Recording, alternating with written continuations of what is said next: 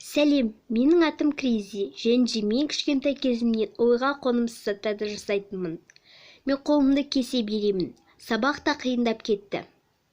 Мен оны көтеріп жүре алмадым, және де жаман бағалар алдым. Бұның бәрі маған қиын, салмақ түсірді.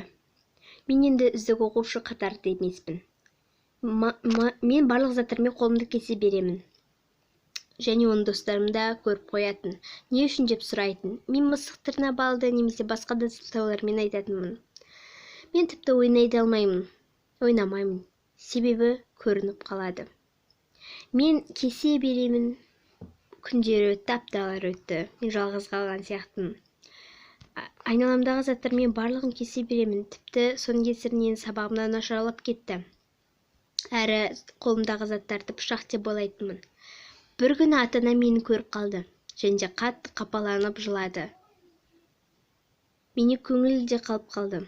Мен де жыладым, көңілсіз болдым. Бірақ мен бұны әйтеуір қойдым. Қоюға да тырыстым. Жалғыз қалдым. Не істерімді білмедім. Қалай қоярымды да білмедім. Ойымда сол зат тұратын. Тағы бастадым. Сосын мен қайта қойдым. Маған барлық зат қолыңды кес деп тұратындай. Мен түзеле бастадым.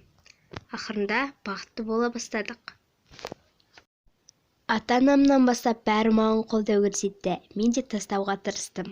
Бірақ бұл қиынға созылды. Мен психологтармен сөйлестім. Ақырында ата-анам қолдау көрсетіп, бәрін жеңдім.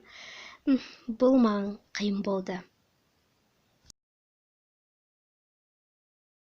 Достар, мен сіздерге сенемін. Видеоны лайк басып, арнама міндетті түрде жазылып кетіңіздер. Мен бұған қатты қуанар едім. Сіздерді де қуантар едім осы видеоларымның арқасында.